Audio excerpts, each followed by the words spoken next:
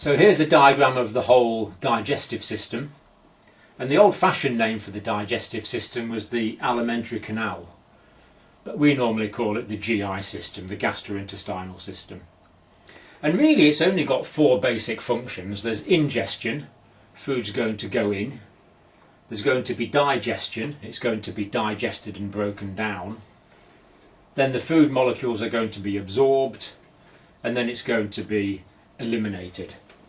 So what's happening is, after swallowing, the food's going to come down the esophagus, down here, and it's going to collect in the stomach. The stomach is like a reservoir really for food, although there is some digestion starts in the stomach. Then it's going to go on through the small intestine. So here's the start of the small intestine here. The first part is called the duodenum, the first 12 inches. Then the middle part is called the jejunum, and then the final part is called the ileum. So the food, as it's progressively digested and absorbed, is going to go round this long tube. And in reality, the small intestine is round about 6 meters in length, so it curls back and forward on itself quite a few times. Then the food's going to go into the, well, actually by this time it's not really food, it's going to be largely digested. What's left over from the processes of digestion and absorption that have taken place so far is going to go into the cecum, which is the first part of the large intestine. So we've got the stomach, then the small intestine, and then the large intestine. And of course the other name for the large intestine is the colon. So this area here is all the large intestine. And remember, this is the right side here because you're looking at someone else. So you can see the appendix there is on the right side. So the cecum is going to be at the bottom right hand side, and it's going to go up, and in life in this area here you have the liver. And it's going to go along here. This is called the transverse colon. And in life here you have the spleen in this area. Still colouring in the colon, or the large intestine, goes down here, and all this bit here will qualify as large intestine as well. So we've got the esophagus, the stomach, duodenum, jejunum, ileum, cecum, ascending colon going up, transverse colon going across, then descending colon is going to go down the left hand side of the abdominal cavity, but then it's got to go back to get to the anus, which is posterior. So the sigmoid colon is going to go back, and this final part here, final enlarged area, is the rectum, before the anus, which is a ring of muscle, or a sphincter of muscle. So basically it's one long tube. And because the gastrointestinal tract is open at both ends, obviously it's going to be full of bacteria. There's lots of bacteria, especially in the colon. This is certainly a non-sterile area. Biologically we can call this whole area the gut. So the gut or gastrointestinal tract really means much the same thing. So there we are, basic anatomy, basic structures in the digestive system. Now what we haven't labelled here as well, or what we haven't drawn here as well, is the so-called accessory organs of digestion. So for example, the liver, we've said, is going to contribute towards the process. The pancreas is going to be in this area here, but at the back. That contributes towards the process. And I suppose the other accessory organs of digestion we haven't got here, but they're in the mouth. They're the salivary glands. So they're the basic structures: esophagus, stomach, duodenum, jejunum, ileum, cecum, ascending, transverse, descending, sigmoid, rectum, anus.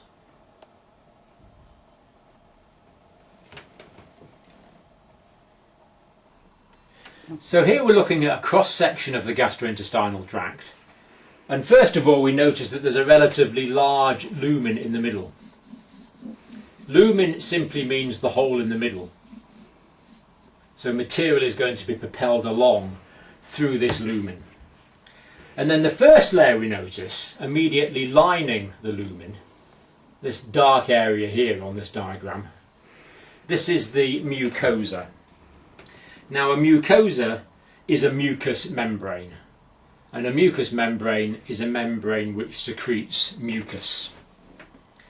So the mucosa is going to secrete a layer of mucus which is going to line the inside of the lumen. There's a layer of mucus, and this mucus is important because it's going to protect the mucosa and the underlying tissues, and it's also going to lubricate the material as it goes through the length of the gastrointestinal tract. And then underneath the mucosa, this next layer we see here is the submucosa. As the name suggests, just under the mucosa. And this contains connective tissues, and it also contains blood vessels, connective tissue and blood vessels. And then under that we notice that there's some muscle, and the inside layer of muscle is circular muscle. The circular muscle fibres going around in that layer there. Because there's two layers of muscle, there needs to be to work against each other to facilitate the passage of material through the lumen. And on the outside we have the longitudinal muscle fibres. So the longitudinal muscle fibres are going to be running along the length of the intestine, whereas the circular muscle fibres are going to be going around the gastrointestinal tract. So that's the circular muscle here, this layer.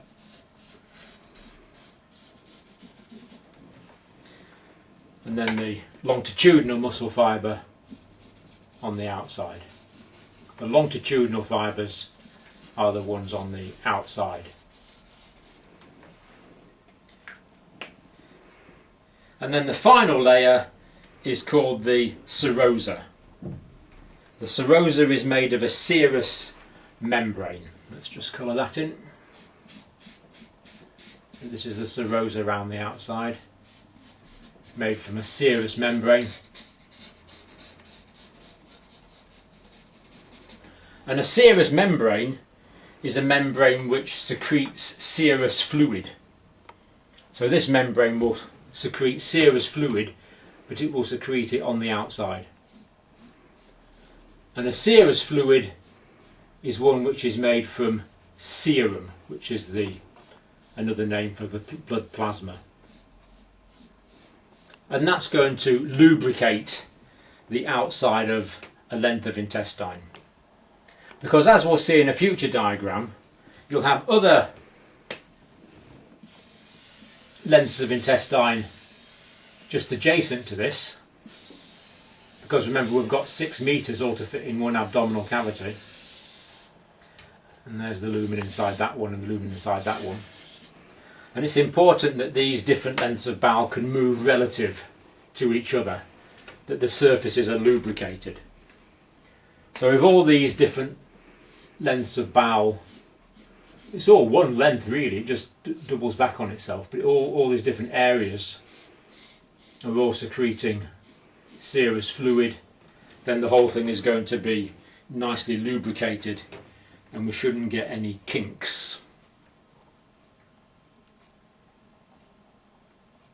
So where the bowel goes through the abdominal cavity, the serosa on the outside of the bowel there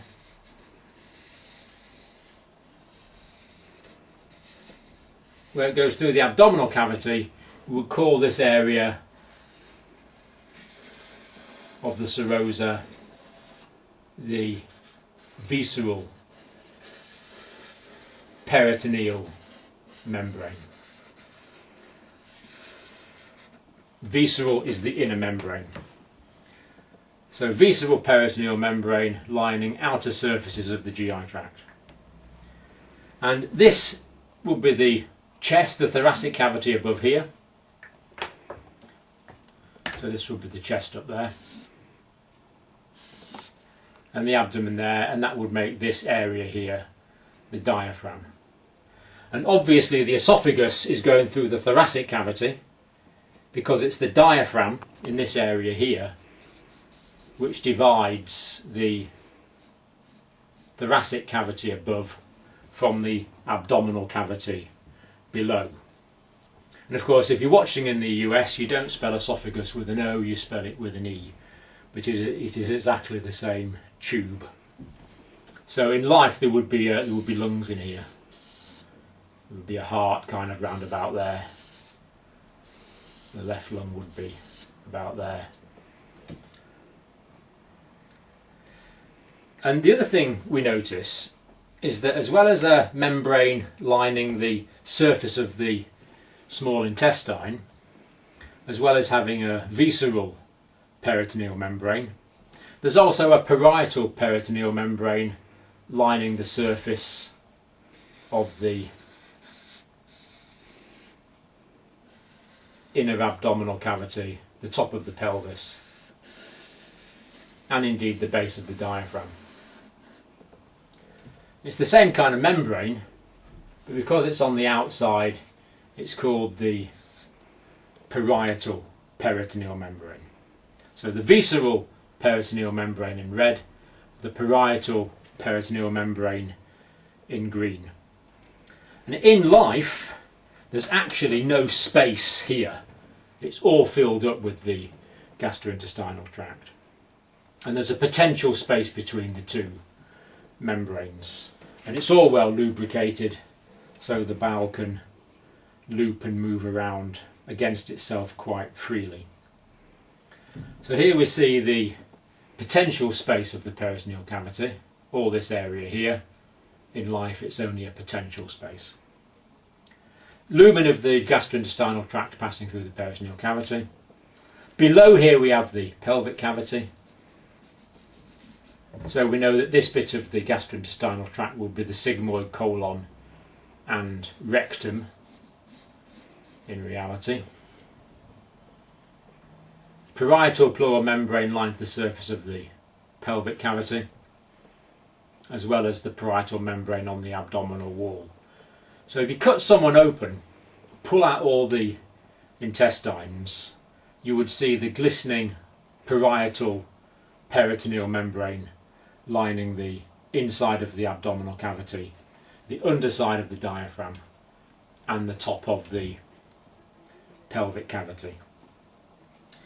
Now this is important to know about when you start doing clinical work, because for example, if there was any little hole, like a perforation, from the gastrointestinal tract into this peritoneal cavity, then that means that bacteria and partly digested food and digestive enzymes could get out into this space, and that would cause inflammation of the peritoneal space, and we call that peritonitis, which is an acute life-threatening condition.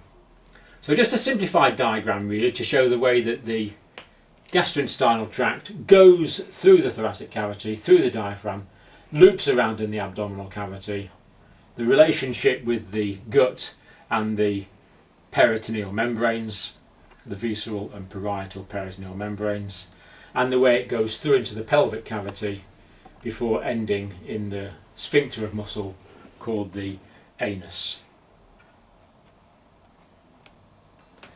Now this diagram shows the mesentery, and the mesentery is the bit with the dots in it, which we're colouring in green.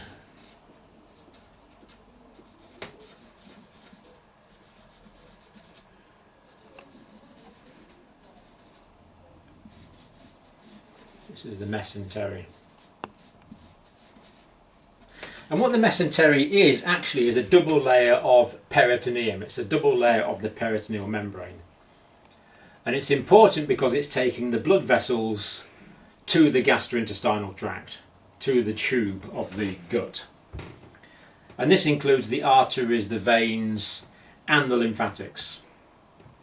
So let's take, for example, here we have the abdominal aorta going down here.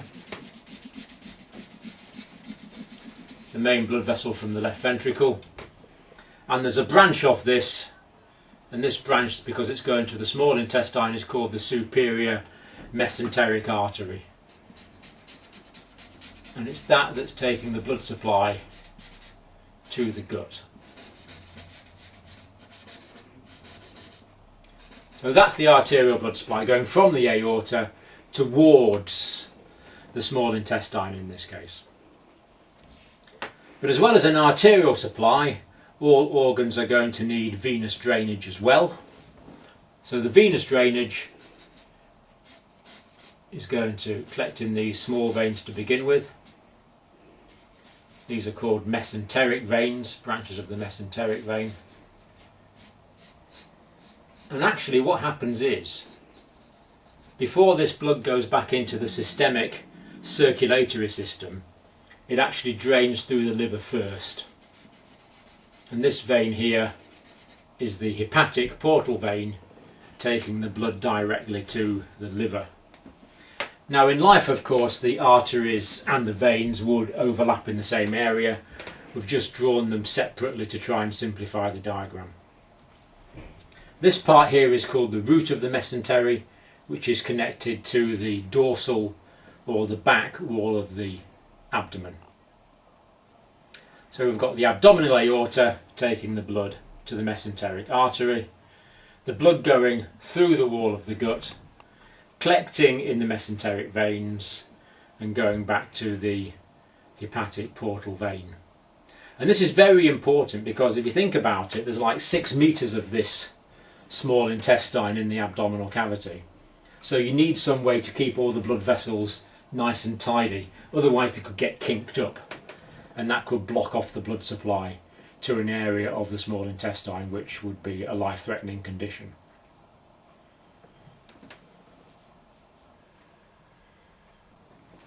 Now this diagram is simply to illustrate the process of peristalsis. So peristalsis is the squeezing of the wall of the gastrointestinal tract to move material along. So I think you can see if it's going to squeeze behind there, that's going to push the material from there to there, and then that bit of the wall will relax, so that bit of the wall is now this bit here. This is the same length, and then the next bit squeezes and it moves the material further on. So what you actually have is a wave of contraction moving progressively along the length of an area of gastrointestinal tract, propelling the material along by this process of peristalsis.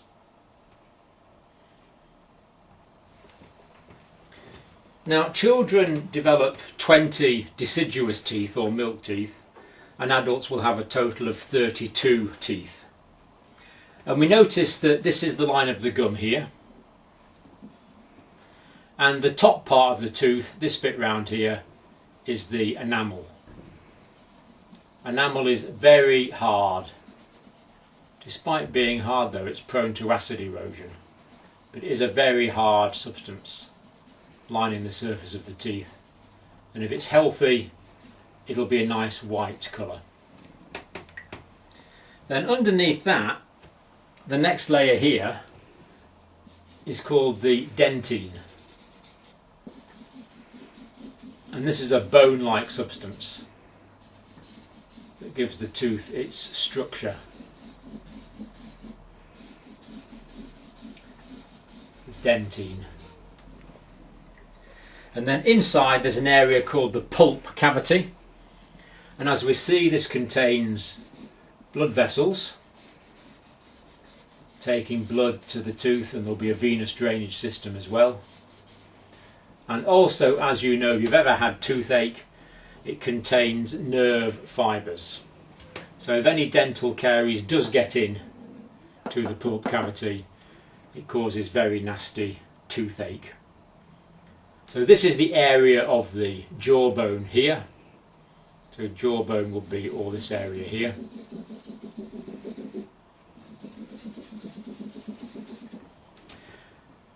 And we see that there's fibres of the periodontal ligament holding the tooth into the jawbone. And as well as that, there's another glue-like substance called cementium holding the tooth in. And the top of the tooth is called the crown. Then there's a bit here called the neck of the tooth, and then this bottom part would be the root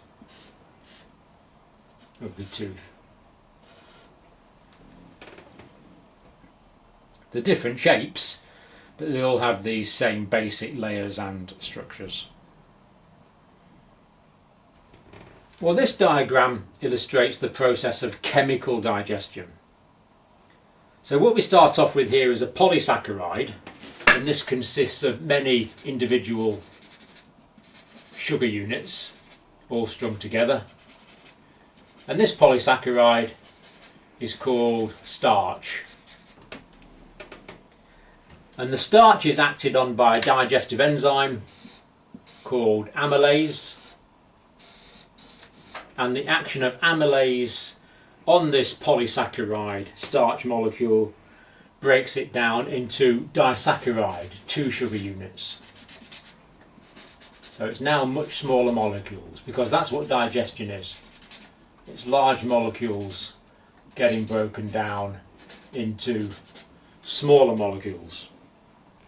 And these disaccharides that derive from the starch are called maltose. And later on they'll actually be broken down into single sugar units, monosaccharides, and in this case that will be glucose.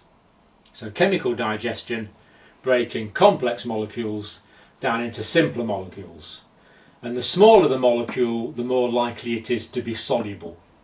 So this can be absorbed more efficiently into the blood at a later stage. So here we see the stomach. This area here is the stomach.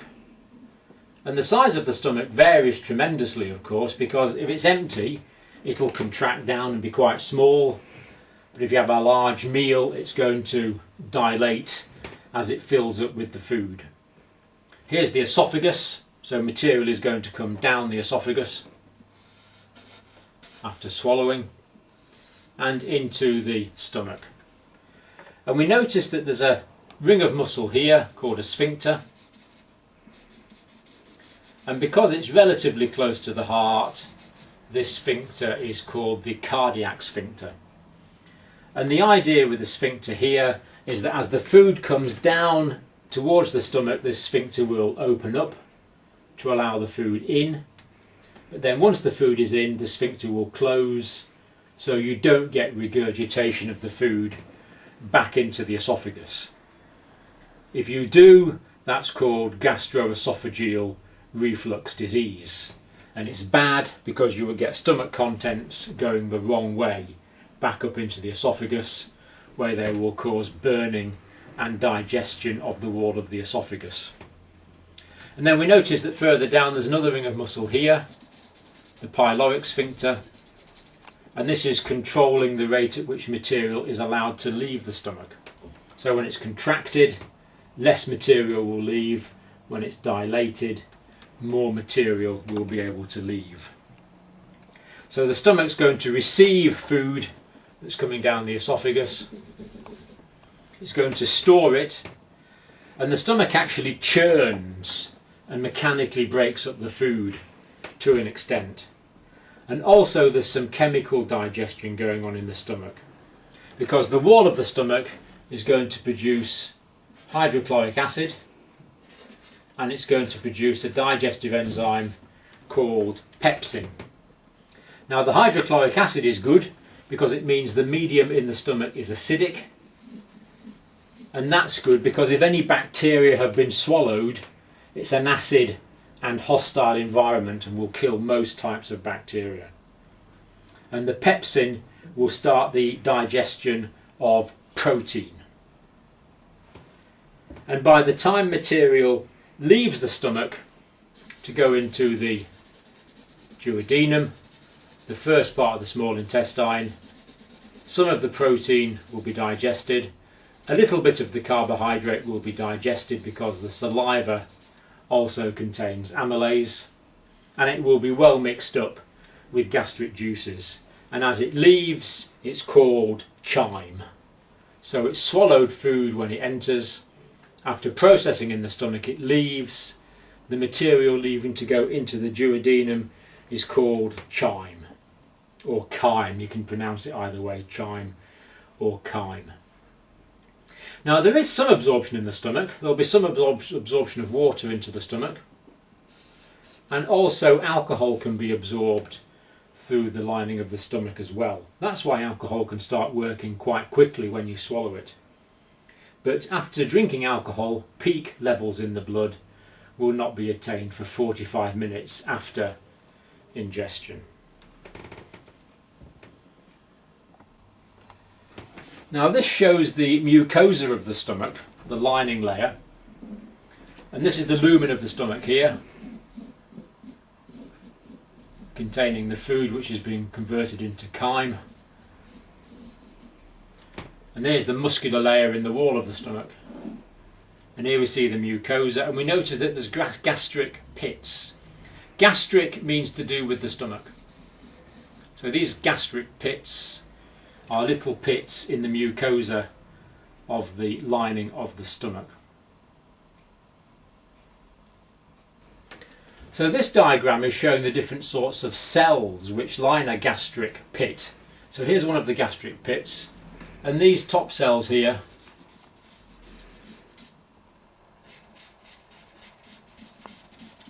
are mucus secreting cells. Very important that the stomach is lined with mucus because it protects the cells of the stomach from the action of the hydrochloric acid and the pepsin. Because remember, there's a lot of proteins actually composing the wall of the stomach.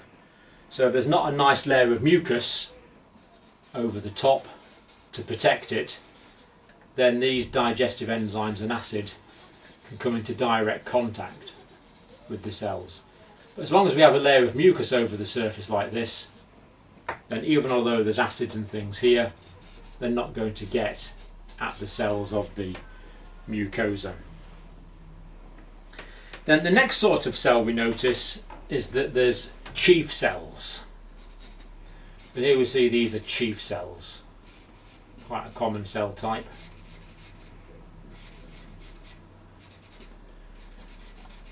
Cells lining the gastric pit, called chief cells. And the chief cells are also called zymogenic cells, and it's these that produce the digestive enzyme.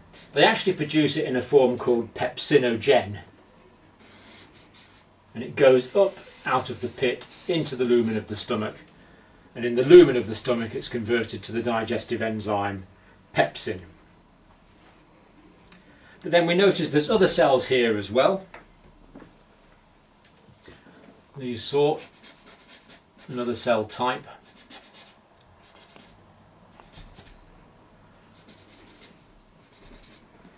And these ones are called parietal, also called oxyntic cells. And these produce hydrochloric acid, because the stomach contains hydrochloric acid. And they also contain something else called they also release something else called the intrinsic factor, which is important for the absorption of vitamin B12. And there's also a third type of cell you might notice called G cells, a less common cell type. But G cells actually secrete an endocrine hormone called gastrin. And it's the gastrin which controls the secretion of both of the other types of cells. So really the G cells are producing gastrin, and the gastrin is controlling the release of the pepsinogen and the hydrochloric acid, controlling the whole process.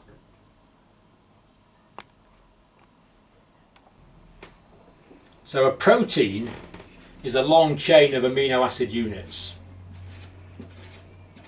Many amino acid units forming a protein. And proteins are broken down by proteolytic enzymes, protein digesting enzymes. We've already mentioned pepsin does this. There's other enzymes released by the pancreas will also do this. And it breaks them down into smaller peptide units called polypeptides. These are polypeptides. So the protein is many amino acids, and they're broken down first of all into these smaller polypeptide units. We probably really call that polypeptides, that would be more accurate. Because an individual amino acid is a single peptide unit. So the proteins are broken down into polypeptides, then eventually into smaller units such as dipeptides, which would be just 2 amino acids, and then eventually they're going to be broken down into single peptide units, single amino acids. And humans need 20 different amino acids to make up their proteins.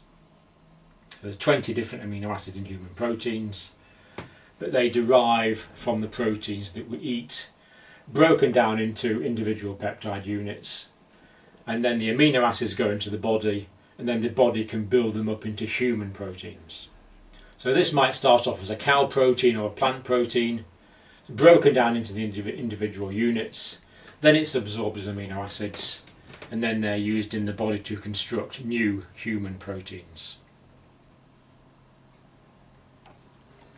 Now here we have the pancreas, which is one of the accessory organs of digestion. And we notice first of all that the common bile duct is coming down here, bringing bile down from the liver. But then the pancreatic duct is going throughout the pancreas, and we notice that it has lots of side branches. And what? I'm not being funny, but I can hear a phone ringing, and I think it's going to be picked up. Is it? That wouldn't matter, but it doesn't matter. We'll start again. Sorry. That's fine.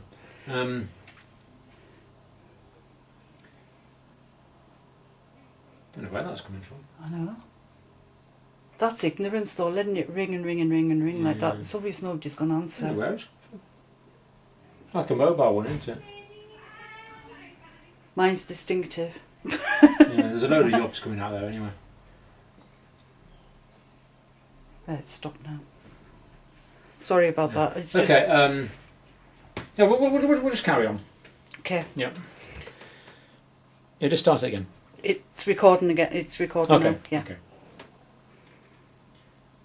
So here I've started colouring in the common bile duct, bringing bile down from the liver and gallbladder, and I've started colouring in the pancreatic duct, going throughout the pancreas. So this organ here is the pancreas. It's described as an organ with a head, a body and a tail. And actually most of the tissue in the pancreas is described as exocrine tissue.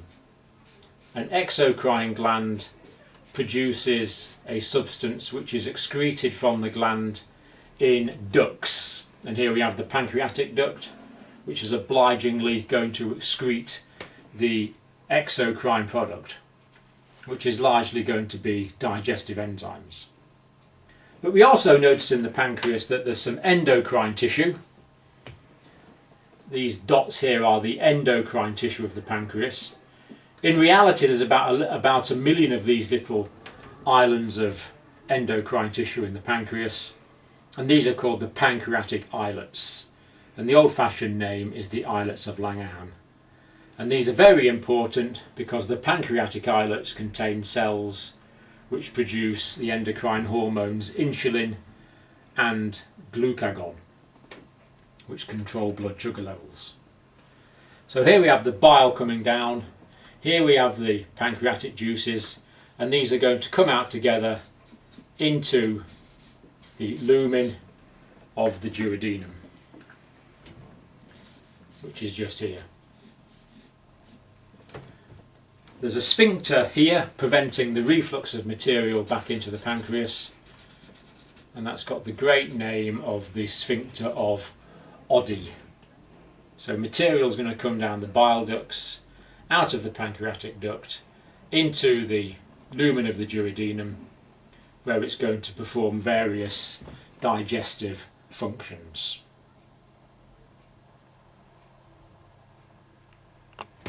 So here we have the, I'll just start again because your voice was over it. So here we have the liver underneath the right costal margin, and the liver is producing bile, and this bile is going to go down.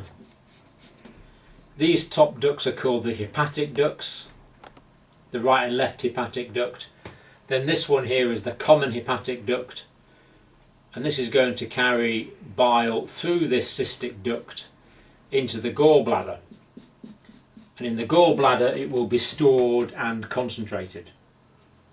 Then when the bile is needed, the gallbladder will contract, sending the bile down through the pancreas, and this duct here below the level of the cystic duct is called the common bile duct, and the bile will go through the sphincter of Oddi into the duodenum. And likewise here we see the pancreatic ducts producing the exocrine product of the pancreas, which is going to be some digestive enzymes which are going to come out here into the lumen of the duodenum and start digesting proteins, fats and carbohydrates. And it's actually the arrival of food in the duodenum here which stimulates the contraction of the gallbladder and the contraction of the pancreatic ducts to bring material into the lumen of the duodenum. Duo means 12, it's old-fashioned English measurements, it's the first 12 inches of the small intestine, the duodenum. And the sphincter of Oddi, remember this muscular sphincter just here, is just about halfway along the duodenum. So bile from the liver going through the bile ducts, this is called the biliary system. Digestive enzymes going along these pancreatic ducts, but both going through a common area called the ampulla before being emptied into the lumen of the duodenum.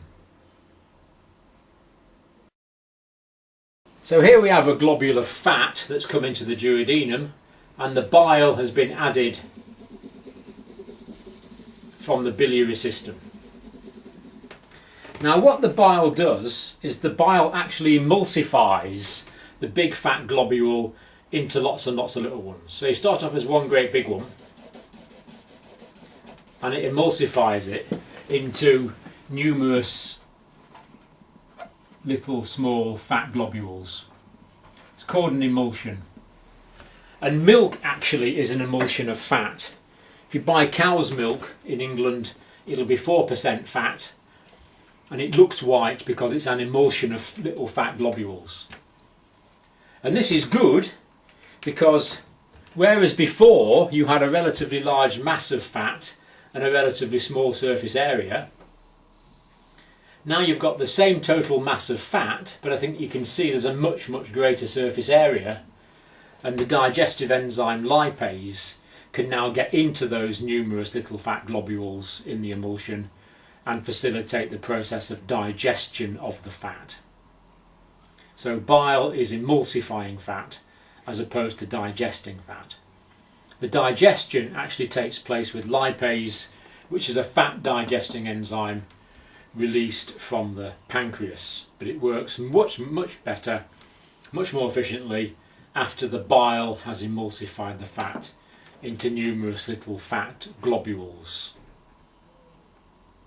Now it's very important after the complex molecules have been broken down into simple molecules that there is a large surface area for them to be absorbed into the blood. And this absorption takes place mostly in the jejunum and the ileum of the small intestine. So here we see a length of ileum, and we notice that the walls of the ileum are in folds. These are called circular folds, and what they do is increase the surface area.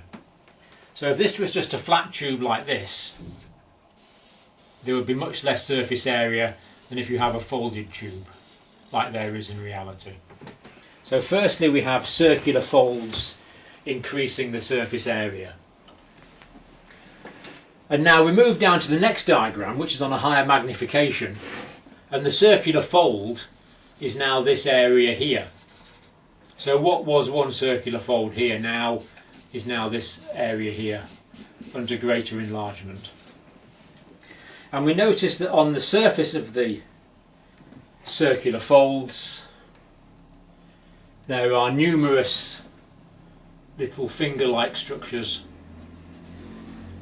These are actually only about 0.5 to 1 millimetre high, but they're called villi. And again, it's another waving surface. So you have the first waving surface on the circular folds, then you have the next waving surface on the villi themselves, again increasing the surface area. Then if we go down to the next diagram, we look at an individual villus here. So villi would be plural, villus would be singular. And we notice that on the surface of these individual villi there's a layer of specialised cells called enterocytes. The enterocytes are the cells lining the inside of the gastrointestinal tract. And then when we look at the enterocytes themselves, so there'll be lots of enterocytes in this layer here, when we look at the enterocytes themselves, we see that again these have a folded surface area. And these are called the microvilli. They are very small projections from the surface of the enterocyte. So there's the enterocyte and there's the microvilli on the surface of the enterocyte, again increasing the surface area. And a single enterocyte could have about 3,000 of these microvilli on its surface. So we've got microvilli in the enterocytes, folded up and down, the villi going up and down, the circular folds going up and down with the villi on top. And it's been estimated that the total surface area inside the gastrointestinal tract available for absorption is 250 square metres because of this very clever folded anatomical arrangement.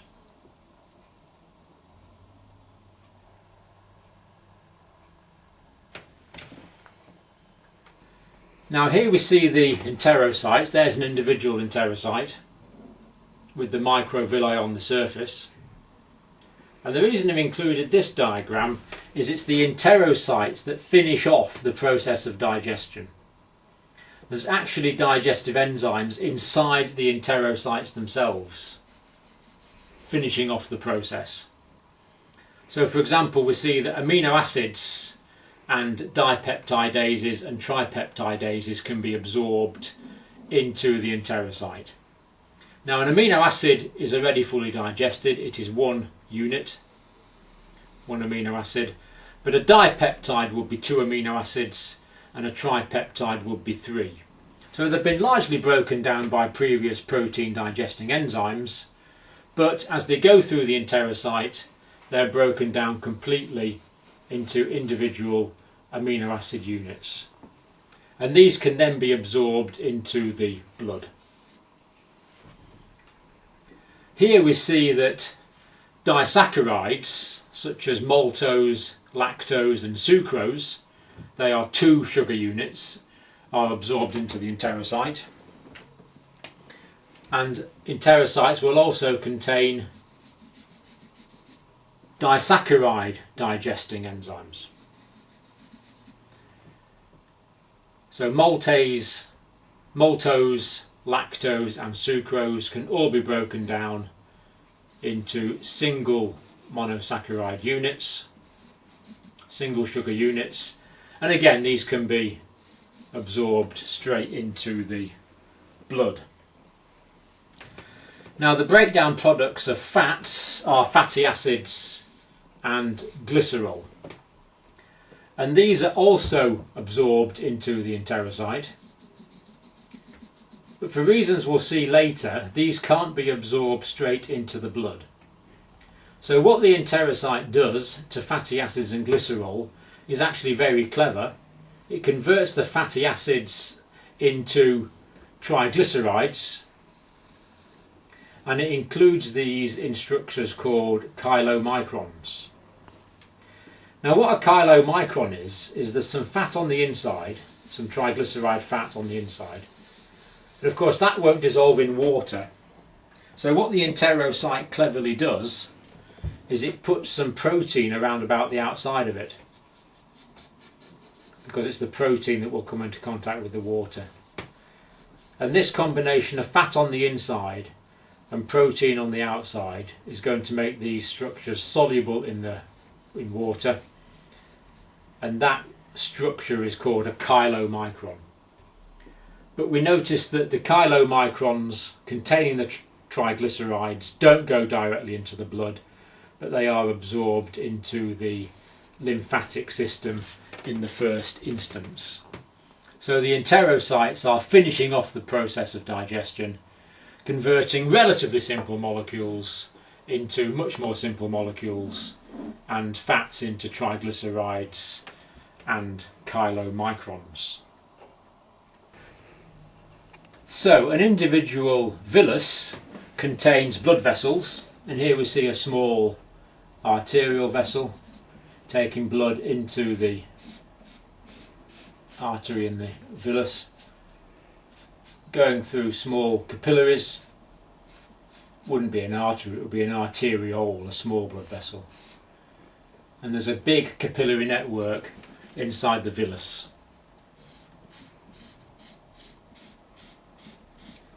Then the blood's going to drain into a small venule. But we notice that the simple sugars are going to be absorbed from the enterocytes into the blood, directly into the blood, and the amino acids are going to be absorbed from the enterocytes directly into the blood as well, as are the water-soluble vitamins, which are vitamins B and C. They're going to be absorbed straight in because they're water-soluble, they can go straight into the blood. But the chylomicrons are going to be too big to fit into the blood capillaries. So what happens is with the chylomicrons that come from the enterocytes, they're absorbed into these lymphatic vessels. A single villus would contain blood vessels and lymphatics in reality. I've just separated them for clarity. And this lymphatic vessel is called a lacteal.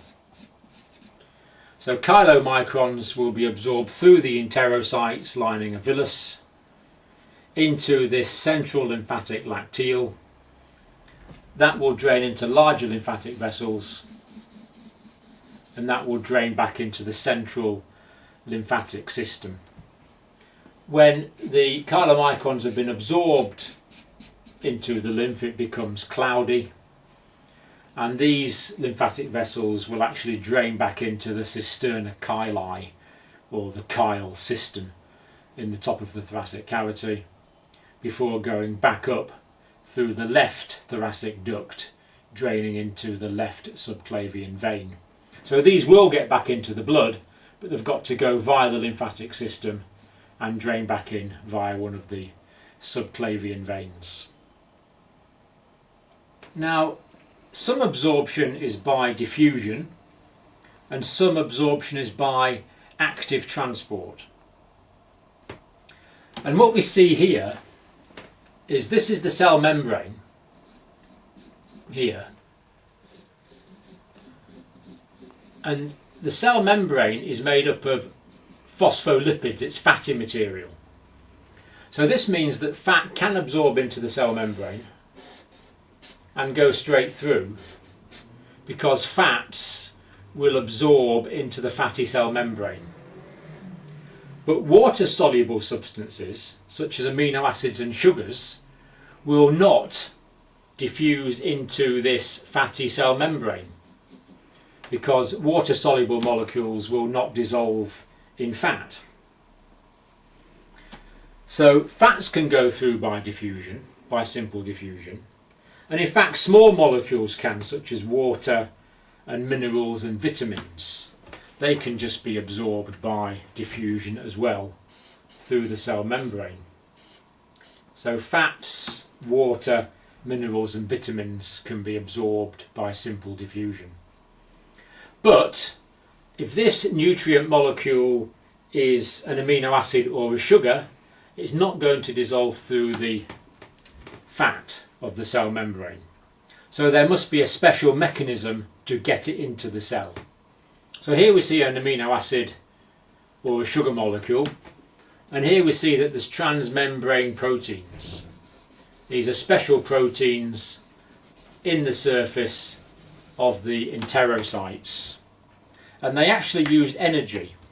And there it's collected a nutrient molecule, and here the protein has moved and it's dumped it. So I think you can see it started off in that position, then it's moved down into that position like that to get this nutrient molecule here, so through the cell membrane. So these are the same proteins in the same phospholipid bilayer cell membrane, but they facilitated the passage of water-soluble molecules such as glucose or amino acids through into the enterocyte. So they're absorbed via these specifically designed gates. So here we see the end of the ileum, so that's the small intestine there as we know now. And anything that's not absorbed will be propelled through into the cecum, through the ileocecal valve, which is just there. A valve is something which ensures one-way flow. Ileo is the ileum, cecum is that. It's the ileocecal valve. So material will be allowed to flow from the ileum to the cecum, but should not go backwards. And we also notice that the appendix is in this area. The appendix here is a blind-ended tube from the cecum.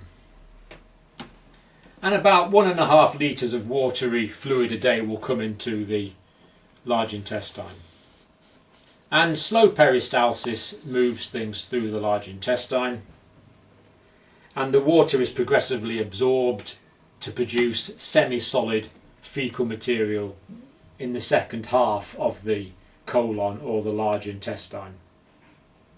It also contains lots of bacteria which keep away nasty infections, and it also produces vitamin K, or the bacteria produce vitamin K, which is useful for us. Then from time to time there's more accelerated contraction called mass movement of the colon, and that produces the movement of material down the colon into the rectum. When the rectum is stretched, that produces the desire to open the bowels, and the fecal material leaves via the anal sphincter.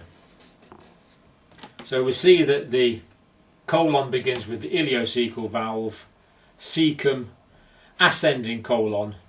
These hiastra are just the little indentations in the wall of the colon. The hepatic flexure, flexure just means bend, so the liver is here, so this is the bend by the liver. Transverse colon going across to the left hand side. This is the area of the spleen, so this is the splenic flexure, the bend by the spleen. The descending colon going down the left side, the sigmoid colon going back towards the anus and rectum, the rectum here, and the anus being the final part of the colon.